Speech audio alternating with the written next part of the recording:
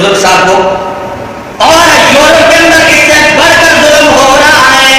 وہاں پہ جب بوڑھا ہو جاتا ہے، جب ماں بوڑھی ہو جاتی ہے، باپ بوڑھا ہو جاتا ہے، اس کے لیے انہوں نے کیا سینٹر رکھی، اولڈ سینٹر. بوڑھے خانے بنا لیے ہیں. وہاں پہ جب بوڑھا ہو جاتا ہے، دنیا سے بیکار ہو جاتا ہے، آنکھوں سے بینائی چلی گئی، کانوں سے سنوائی چلی گئی، ہاتھ کانپنے لگ گئے، کمر جھک جاتی ہیں، تو اپنے والدین کو، اپنے بزرگوں کو اٹھا کر ان بوڑھے خانوں میں داخل کر دیا جاتا ہے. جو دنیا کے دھتکارے ہوئے ہوتے ہیں، دنیا کے ٹھکرائے ہوئے ہوتے ہیں، انہیں کون بوڑھے خانوں میں ہے وہ داخل کر دیا جاتا ہے. اور ان کا خرچہ حکومت برداشت کرتی ہے، NGO برداشت کرتی ہے.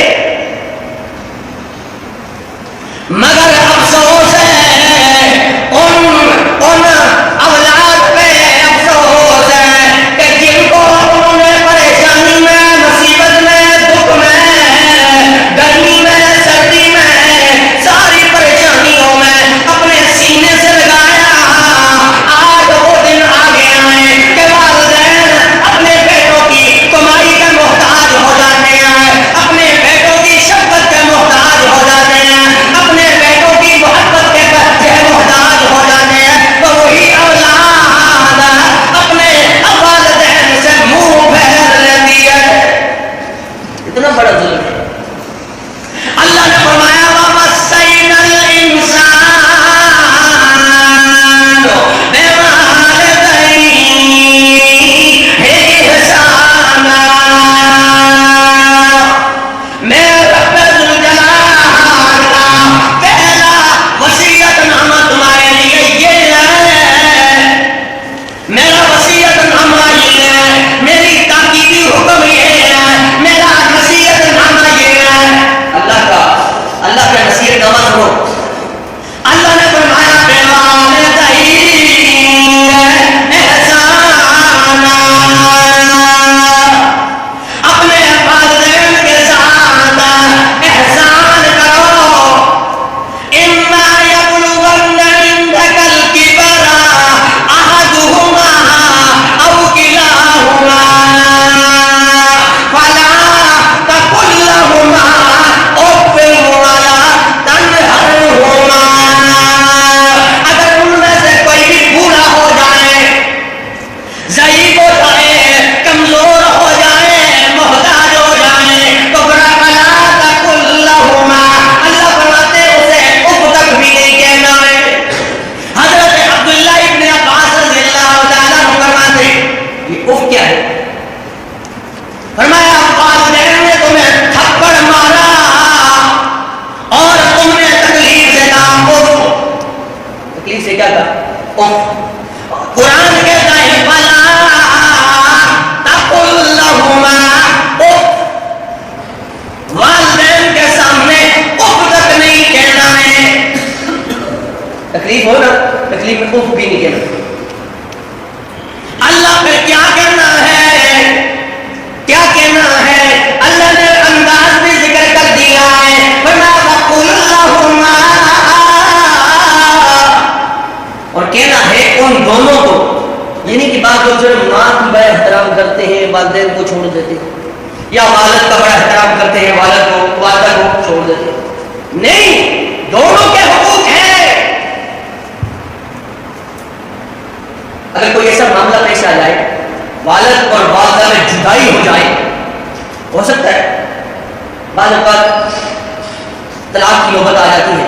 اب اولاد و درمیان میں آ گئی، ماں باپ میں طلاق ہو گئی، والدہ تو چلی گئی، والد تو چلا گیا، اولاد درمیان میں رہی.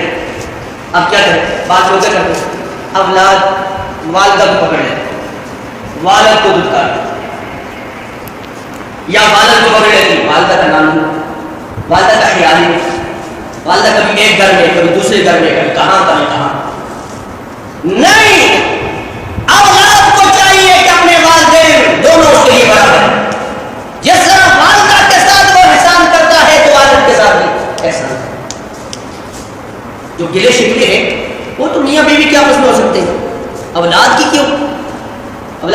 کہ نہیں جی اس نے تو میری بات کو طلاق دی ہے، ایسے ہے ایسے ہے، معاشرے میں ہے عام طور پر، لیکن یہ وصیت ہے اللہ کی طرف سے۔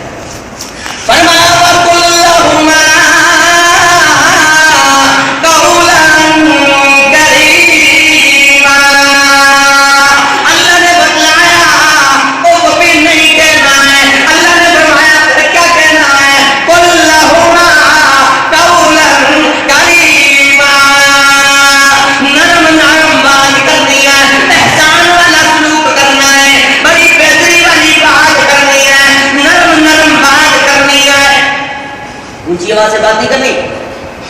کیوں یہ بات ہے کہ تمہارے محسن ہے اور دنیا میں آنے کے لیے ذریعہ ہے، دنیا میں آنے کا ذریعہ ہے، اپنے محسن کو کبھی نہ بھول جانا۔ اس لیے تو کہتے ہیں نا غیرت مند لوگ دو چیزوں کو ہمیشہ یاد رکھتے ہیں، ایک اب کو، اس کے ساتھ دوسرا اب برداشت نہیں کرتے۔ رب ہے عقیدے کے لیے اور میں اپنے رب کو کبھی بھولتے نہیں۔ اب یعنی باپ کے ساتھ دوسرا باپ کو برداشت کرتا ہے، اس مطابق آپ کے باپ کتنے ہیں آپ کے گلے پڑ جائے گا، اسی طرح رب کو بھی برداشت کرنا کہ پالنے والا، حاجت روا، بیٹے بیٹیاں دینے والا، یہ رب کے معنی ہے۔ یہ غیر اللہ کو بھی سمجھے تو گویا عقیدے کے اندر یہ حلالی نہیں، جس طرح نسل کا حلالی اب دوسرا برداشت نہیں کرتا ہے، تو فرمایا عقیدے کے حلالیوں کے لیے اب دوسرا، رب دوسرا نہیں ہونا چاہیے، خدا دوسرا نہیں ہونا چاہیے۔ بہرحال فرمایا